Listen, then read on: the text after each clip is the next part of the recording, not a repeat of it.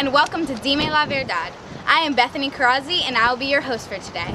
This evening, I will be interviewing Yvette, who is a character in the book The Red Umbrella by Cristina Diaz-Gonzalez.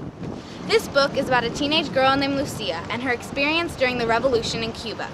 Her family does not agree with Fidel Castro's take on Cuba, while most of her friends and surroundings are involved with the revolution.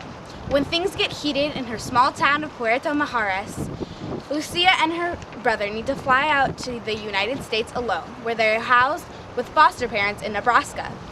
Things change and she finds out that home is wherever you and your loved ones are. It is an amazing book with insight of the past and inspiration for the future. Our guest, Yvette, is Lucia's former best friend. Thank you so much for having me on your show today, Bethany. No, thank you for coming out here. So let's get to know what your friendship with Lucia was like. Lucia and I were best friends since kindergarten. We had plans to travel together and visit Paris or Rome. When we were early teens, I was very into fashion. Lucia would always ask me for help on what to wear. Lucia was the more quiet, shy, and smart one, but we had a great friendship. We were the best of friends. Let's jump right into the story. We know that you both had your first dance, but what exactly happened? Well, Lucia had a huge crush on Manuel, a boy in our class, and he liked her back. During the dance, they slow danced and held hands. It was so romantic. They went outside and he kissed her. But as he went in for more, she refused, but he didn't listen to her and began to use lots of force on her. He straddled her to keep her down, and she broke away from him, and he called her a gusana. She ran to the bathroom, and seeing her crying, I ran after her, and that's when she told me what happened. I offered to go talk some sense into him, but she didn't want anything to do with him. So I apologized. Wait, you apologized? For what?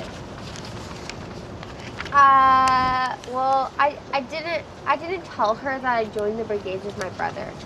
I didn't know how to tell her, and I didn't want her to think I would change who I am or abandon our friendship. When did you tell Lucia this? My brother told her right before she and Manuel went outside and kissed. Okay, well, is there anything else you forgot to tell us? No. Okay, go ahead. I believe you were telling us how you apologized to her in the bathroom. See, my mama took us both home. When we drove up to her house, there were many soldiers rummaging through her things, and her papa was handcuffed. It was something I will never forget. Lucia was so shocked and scared. I was too. It was very confusing, and the soldiers said that they probably illegally withdrew items from the bank and that they were hoarding valuables in the ground, assuming that they were working with the underground. My mother decided for us to leave, and I didn't know what to do. I was torn because I had to be on my family's side of the revolution, but I didn't want Lucia to think I was betraying her. She turned to me with disappointment in her eyes. It was like she thought I was the one to blame, as if I turned her over. She ran after us as we walked out the door, and I was about to give my sympathy for her father, but she cut me off. She told me that I must be the one who did it. You know, that I turned them over. Well, did you turn them over? No, she thought that because I knew about the jewelry hidden in the floor. I guess I was the only one who knew. Lucia started yelling at me and telling me that she never wants to see me again. So we went our separate ways. We drove away and she went back into her house. Did you ever speak to Lucia after that eventful night? Not at first. As soon as I heard she went to the U.S. and received a letter from her, I began to think we were friends again. But as I got more involved with the revolution and we communicated about our lives were like, our friendship came to an end. If you were communicating with her so often, why would your friendship end? Wouldn't it get better? Seems like you guys were trying to hold on to it. Well, you see, in the letters, we explained that life has come to be in our separate lives. I kept telling Lucia that the U.S. is dangerous and unsafe, but she kept writing about how free it was there. But after some time, I couldn't take it.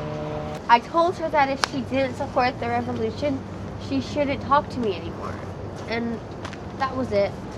I will never forget her. I heard that her parents got their visas approved and they flew out to meet them in Nebraska.